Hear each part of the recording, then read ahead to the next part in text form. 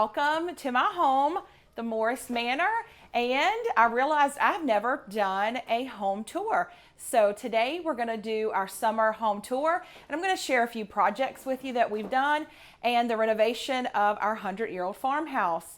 So this home, we call it the Morris Manor because Morris is our last name, and it is a country home on 7 acres, and it's 100 years old. So wanted to make it a little extra special. Having an old home, you are able to do, for me at least, I have more creative vibes in here, and I feel like it doesn't matter. I can paint the floors, I can do all of the things, and you're only adding character. And there's nothing better than character in a home. So first we'll start with our latest project is the foyer. We just painted the floors, and these were a couple years in the making. We had laminate down when we first moved in, and I just wasn't sure.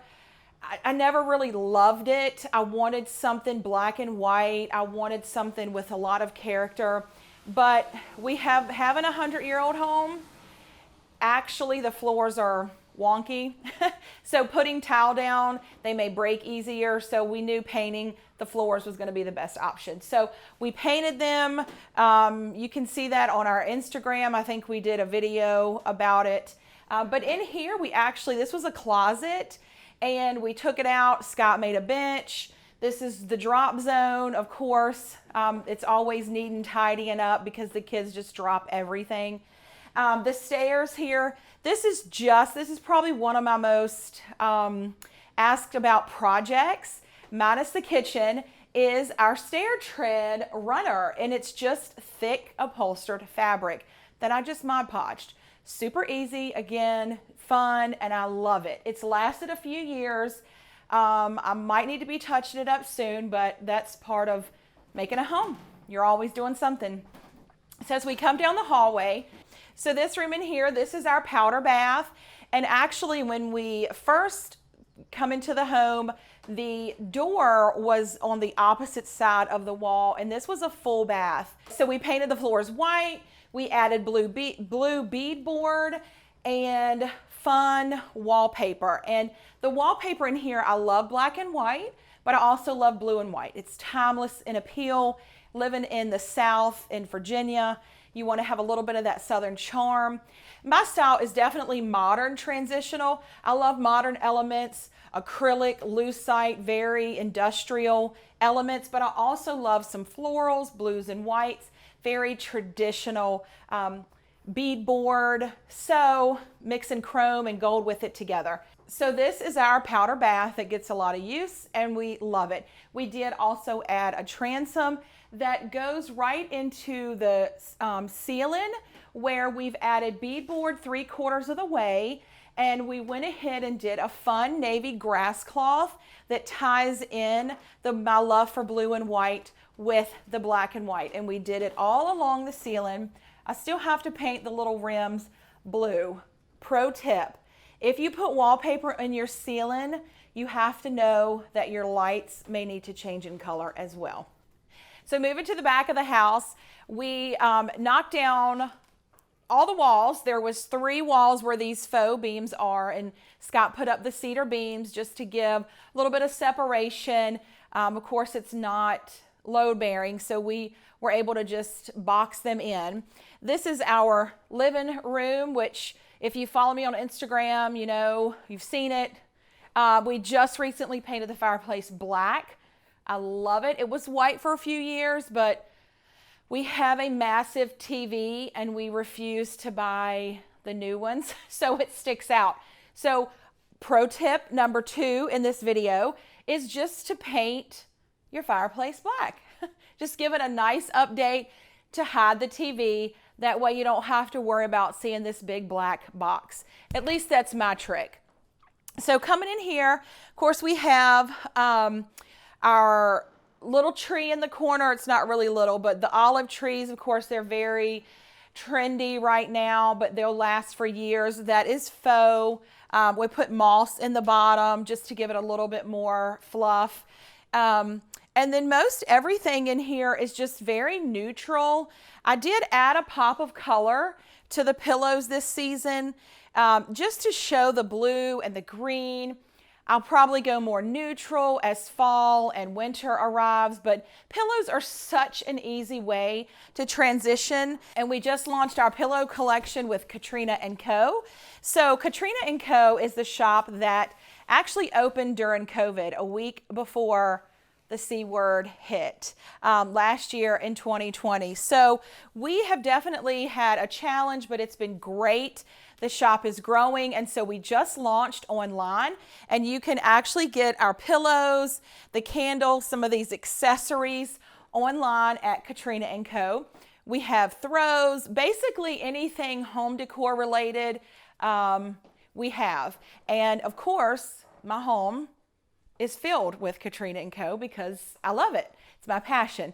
So coming over here, we have this actually vintage. I love to add some vintage pieces as well. This came from a local shop, Renovative Home, and we painted it gloss black, oil-based. Pro tip number 3, oil-based is great if you want a nice lacquer finish. You don't have to worry about getting heavy equipment out. Just paint it on, good to go. I kept the knobs gold and then added a lamp and artwork from Blake Driscoll Studios, which is my friend and local artist. She did a phenomenal job. And anytime you can add a fun little accessory, it's always good. This is just a wood orb, very organic, but yet it just adds so much detail to the top of these books. And then our new from Katrina & Co. glass taper candle holders. Love them. You're going to see them explode this year and into next year. They're the new upcoming trend. So coming in here, this is our dining area. We don't actually have a dining room separate from the kitchen area. So I do like to dress this up. I love to transition this space out. We eat here often or on the island. This table is actually called the Katrina table. I designed it with a local, it's Woodsmith Design Co.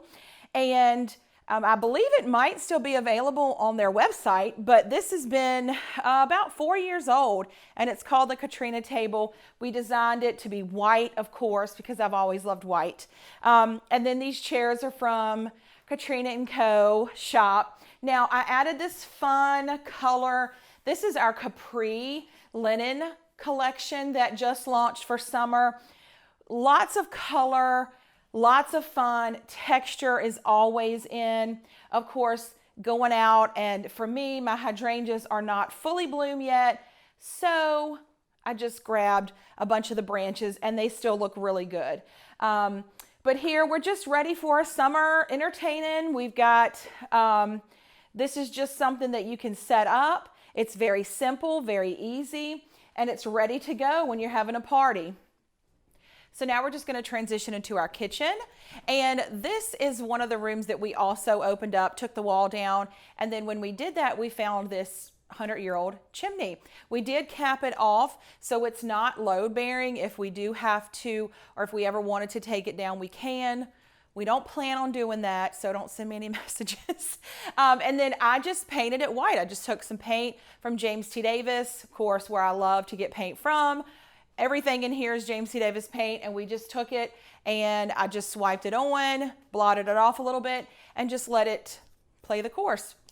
So coming in here, we did not put any cabinets up on this wall. We added a window that lets in so much light.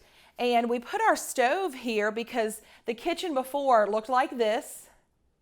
Crazy, right? So we didn't have a lot of space to work with. We didn't have a lot of walls that we could maneuver because we wanted it open. So we did, this has been a great solution. It's great to actually cook. I'm not sure if I could ever live in a house where the stove didn't have a window anymore because it's just great to always see the sunset when I'm cooking. So we've got our white shelves here.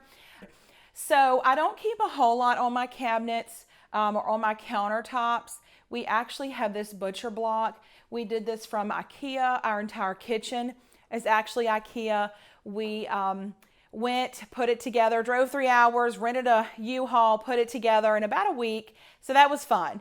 And but it's been one of my most popular features It's actually been featured in HGTV Magazine, Cottages and Bungalows, and numerous other national publications. So it's kind of crazy to think we did it on a very tight budget and ourselves. So here we are filled, I have filled the kitchen with Katrina & Co. I love marble, I love trays. So we have here our really fun, again, more color, introducing it in very small pieces is very good just to add a little brightness to the room. And then we have a little bit of summer. We have our oyster picture, marble, and then all of these dishes are Katrina & Co. as well. We definitely stock a lot of kitchen essentials, anything that you need, the staples that you need to make your kitchen function, but also be beautiful, have on your countertops. I use this every day, the oil and vinegar container, but it should be pretty. Then we have I do like to have something big on the island because it doesn't take up a lot of space. It's just one large piece. I can move it if I need to. The kids eat here. This is definitely the hub of the home. And so I just have this big shell that I absolutely adore, again, from Katrina & Co. And then I filled it with moss. Very easy, very design friendly. Anyone can do it, and you have something that a designer would have made. And then, of course, we did add a rug, which is a very popular design choice, adding a runner into your kitchen, especially if you have an island. Just put it alongside the longest wall and you're good to go. So rounding out the kitchen here, we have our wallpaper. This is a great way to add a feature, some texture, and some pattern without filling your walls and cluttering them with art. So we wanted to create this feature as soon as you walk in. I hope you guys enjoyed my summer home tour and enjoy making your home a little extra special.